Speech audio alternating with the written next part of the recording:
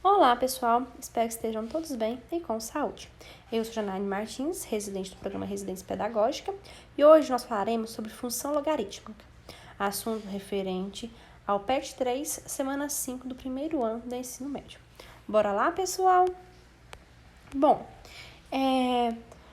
como que é dada a lei dessa função, né? Vamos pensar primeiramente como que é a lei de formação dessa função. Bom, nós temos que a f de x de uma função de logarítmica, ela é dada pelo log de a base a, né, de x. Onde esse a, essa base, ela sempre vai ser positiva, ou seja, o a, ele sempre vai ser maior que zero. E também sempre diferente de 1, porque não faz sentido, né, pessoal? Se fosse igual a 1, nós já vimos o logaritmo, como que ele funciona. Agora nós vamos ver sobre a função dele.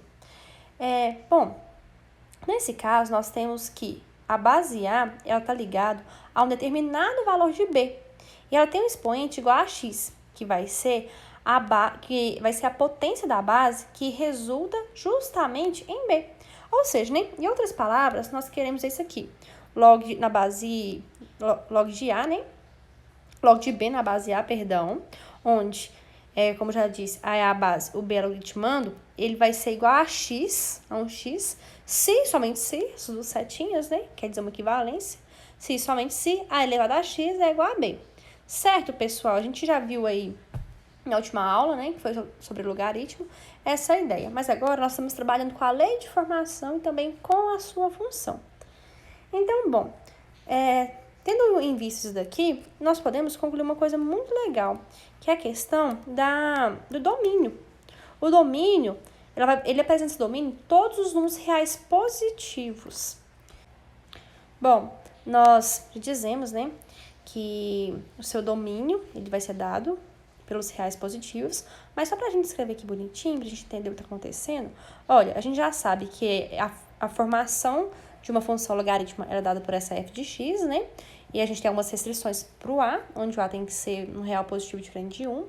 Então, nós temos essa função, né? Essa fzinha aqui, que a gente tem dos reais positivos diferentes de 0 e de 1, né? Indo para os reais. Ou seja, o domínio, ele vai ser o conjunto dos reais positivos menos o zero.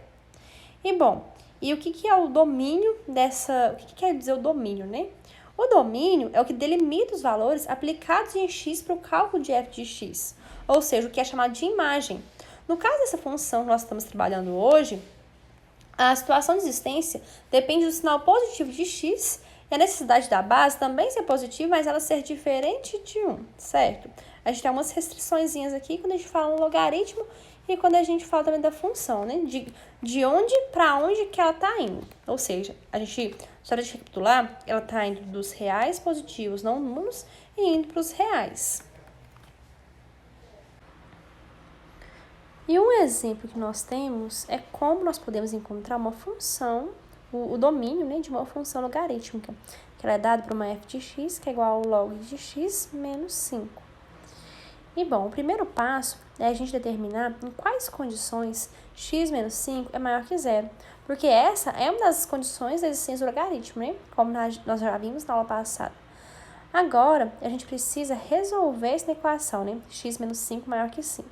Nós sabemos que é muito simples resolver essa equação.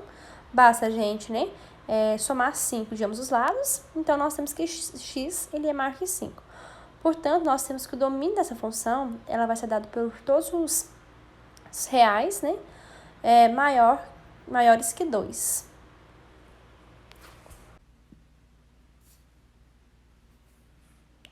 Bom, e o gráfico? Como que é dado o gráfico de uma função logarítmica? Nós sabemos que o gráfico ele é uma ferramenta geométrica que nos auxilia na questão de visualização do que está acontecendo em determinada função.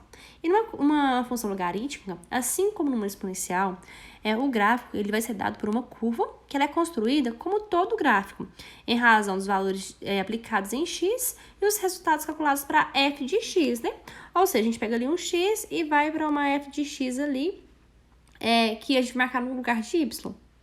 E essas coordenadas, no caso da função logarítmica, ela vai estar no primeiro e no segundo quadrante, porque a gente tem que ter que esse x, ele é obrigatoriamente maior que zero.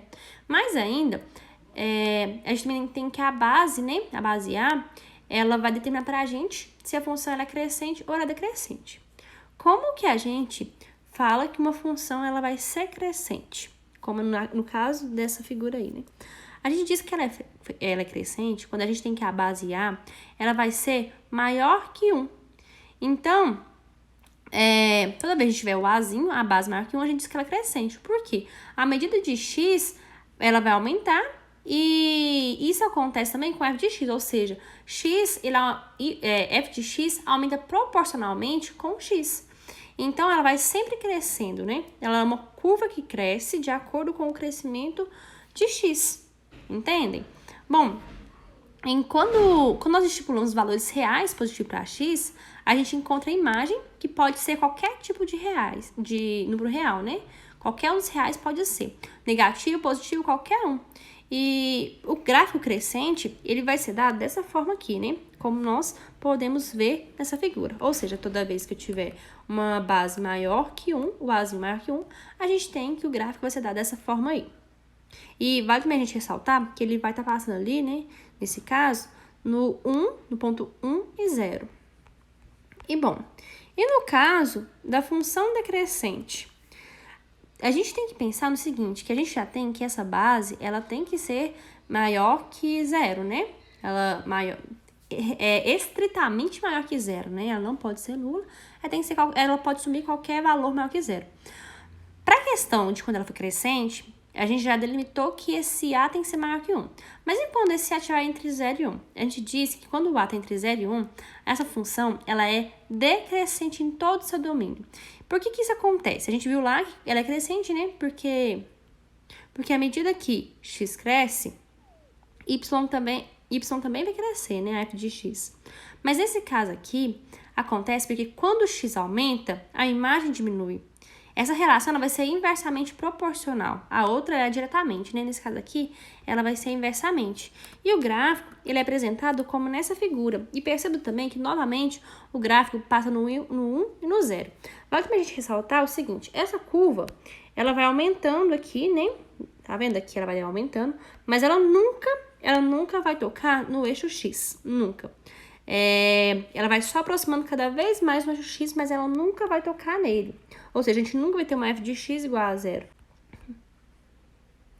E do mesmo modo acontece aqui, ó, nesse outro caso, né? Ela vai descendo aqui para baixo, mas ela nunca vai encostar também no eixo y aqui, nunca. Ela sempre se aproxima muito quando se queira, mas ela nunca toca. Para a gente encerrar, só um pequeno resuminho da função logarítmica. A função logarítmica, ela é injetora e sobrejetora, ou seja, ela é bijetora, né? Tem uma questão também muito interessante a gente falar aqui, que a função logarítmica, ela é inversa da exponencial, ou seja, ela sempre possui inverso, né? E para isso acontecer, ela tem que ser bijetora. Ela é crescente, né, como nós já vimos, para quando a base for maior que 1. E ela é decrescente quando quando essa base ela está entre 0 e 1. O domínio dela são todos os reais positivos e ela apresenta sua imagem em todos os números reais, ou seja, f de x pode assumir qualquer valor real. Bom, pessoal, essa foi a nossa aula de hoje. Espero que vocês tenham entendido e tenham gostado do assunto. É um assunto bem legal e um assunto com muita aplicabilidade, principalmente agora na questão que nós estamos vivendo a Covid-19. Obrigada pela atenção, pessoal. Até a próxima. Tchau, tchau.